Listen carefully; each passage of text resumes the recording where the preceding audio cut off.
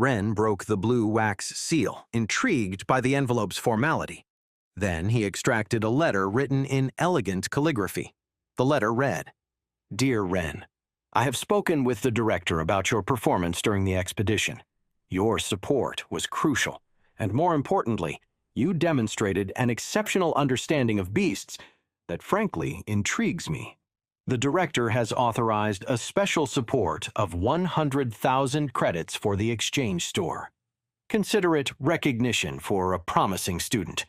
Perhaps I should start believing in that knowledge of yours and see what it can do with a small push. Whatever you're planning, I hope this helps you achieve it. I'll be absent for a while, arranging certain matters. We'll see each other upon my return. Professor Zhao." Ren read the letter twice, processing the implications. The mushrooms in his hair pulsed with an accelerated rhythm. His eyes shone while making mental calculations. 100,000 credits. With that, he could buy the materials, his parents' runes, and save his crystals for other needs. Perhaps the mantis core wouldn't have to wait so long. "Jesse," he called while returning to the counter. "I need to make some purchases." "So soon? Are you sure about?" Jessie was still worried, but her expression changed upon seeing the official letter. "Oh, I have authorized credits," Ren showed the director's signature. "I need specific materials." Jessie checked the authorization with increasingly widening eyes, then checked the credit book. 100,000! It's true. What do you need?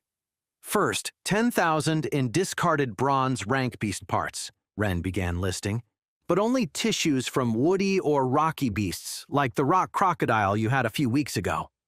"Woody ones?" Jessie consulted the catalog. "We have some forest guardian remains and still have some of the crocodile you mentioned. But are you thinking of cultivating a ghoul monkey? Don't worry, I know what to use them for. I also need poisonous fungi, the luminescent ones imported from there." Jessie worried slightly. "Those are 3,000 each. How many?" 10, Ren responded without hesitation. 30,000 just in fungi, Jessie made notes. The woody tissues would be about another 10,000.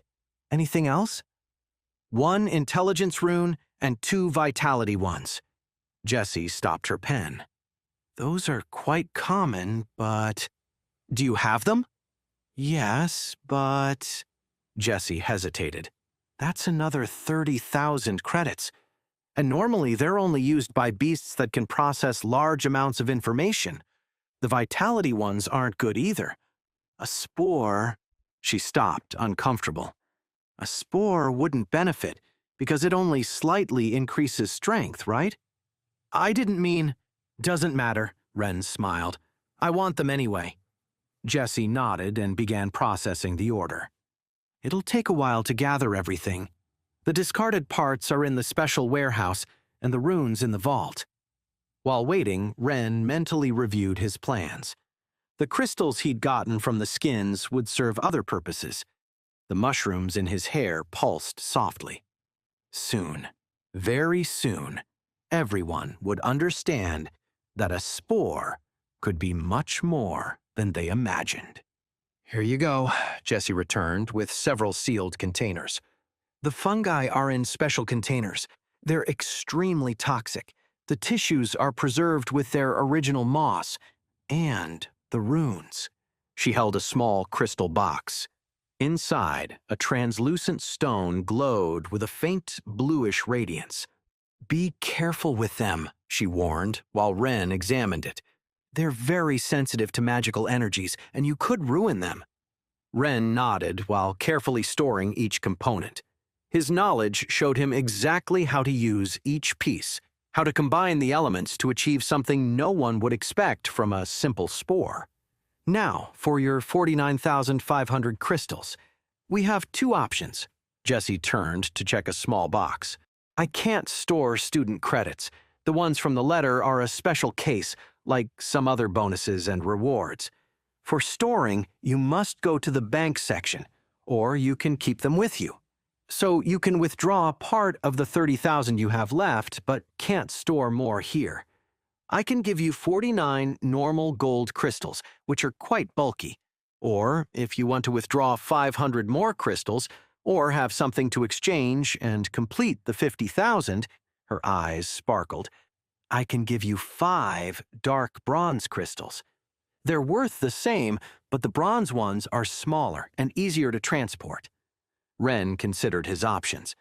Normal gold crystals were apple-sized spheres, each worth 1,000 basic crystals. Dark bronze ones, on the other hand, barely reached the size of a walnut, but each was worth 10,000. Ren gave her the herbs he'd obtained from the bark stalker's shell to complete the last 500. He didn't want to withdraw or ruin the nice round number of his 30,000 credits for now. The 5 dark bronze ones, please. Jessie nodded while opening a special box. Inside, small crystals shone with a soft, dark tone. Thank you, Jessie. He said goodbye while securing the last container. You've been a great help. Come back any time, she smiled. And good luck with your cultivation. There was some pity in her voice, but also genuine kindness. Ren couldn't blame her. No one would expect a spore to go very far. Soon they'll understand, he thought while leaving the warehouse. He could finally begin. The mushrooms in Ren's hair pulsed with anticipation while he spread the Shadow Stalker skins across his bedsheet. Their conductive fibers, perfectly preserved, absorbed light, creating a space of deep darkness. Working methodically, Ren hung more skins, using sheets as support, until forming a sort of dark tent over his work area. The light that filtered through was minimal, but the faint glow of his fungi was sufficient to see. In the center of this improvised space, he placed the processing pot that all students received. It was made of special opaque metal designed to contain magical reactions. This reaction wasn't as simple as Taro's. The 100 normal bronze-sized crystals from the best Ren had mined aligned perfectly around the pot's edge, each shining with a soft, bluish glow. The intelligence rune rested in its own crystal box, emitting occasional flashes. Before processing the crystals in the pot, he had to use most of his mana on that rune. The mushrooms in his hair pulsed more strongly while he concentrated. Slowly, he began directing his mana toward the rune in the covered space, away from contaminating external energies. It was a delicate process. Too fast and the rune could fracture. Too little and it wouldn't reach the critical point necessary to begin synchronization with his beast. Sweat drops appeared on his forehead while maintaining the constant flow. The rune began glowing more intensely, absorbing mana from his mushrooms. Where energy drops touched the surface, tiny points began forming. Like spores, Ren thought while maintaining concentration. 10 days of this, and the rune will be ready. It will be reassuring to have it from the beginning.